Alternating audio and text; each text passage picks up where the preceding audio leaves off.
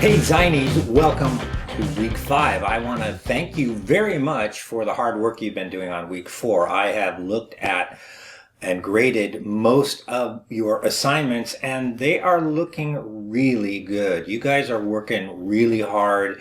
I want to congratulate you. Keep up the good work. We're trying to develop skills and it's the process that's important. So if you're still struggling a little bit, don't worry about it. Just keep at it.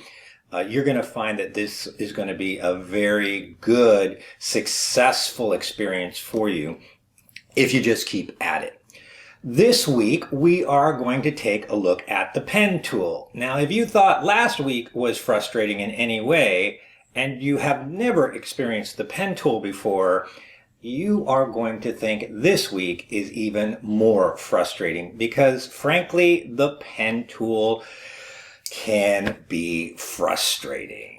However, the pen tool is probably the most important tool that a graphic designer can learn, and so you're going to have to persevere through that frustration.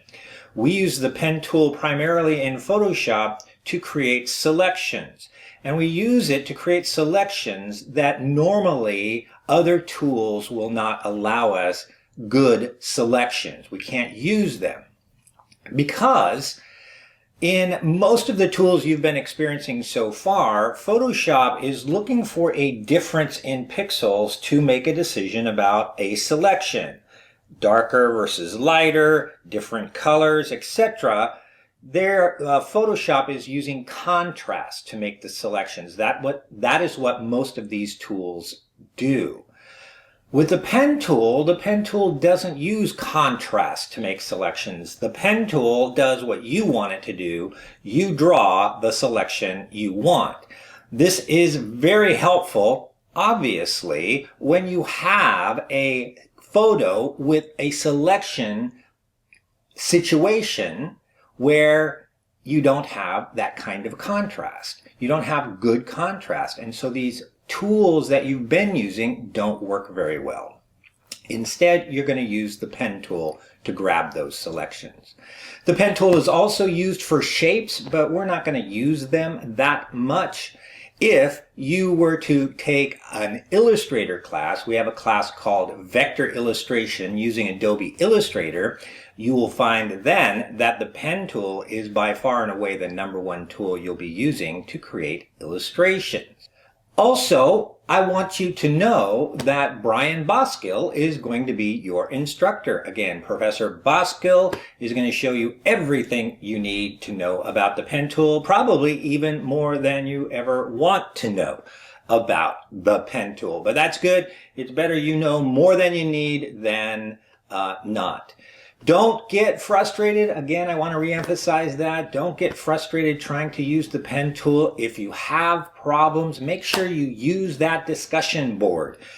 Post your discussions on the discussion board if you have a problem. It's better that you do it there than just message me directly, because other students are going to be having the same problems. That way, when I answer those, or maybe even another student answers those questions, it benefits the other students as well. So trust the process. Keep working with the pen tool. Trust me, it takes a year to become a master at the pen tool.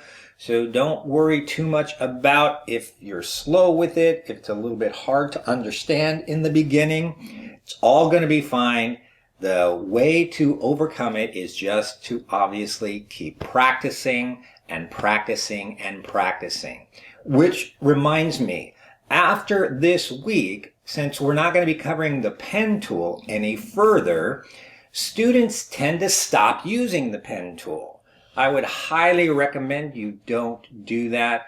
After this week, when we're working on other assignments and other projects, continue to use the pen tool as much as you possibly can, because that's the only way you're going to get better. Practice the pen tool. All right, that's all I have for you this week. Enjoy this week. Let me know if you have any questions or any problems. Message me, contact me. You know how to do it.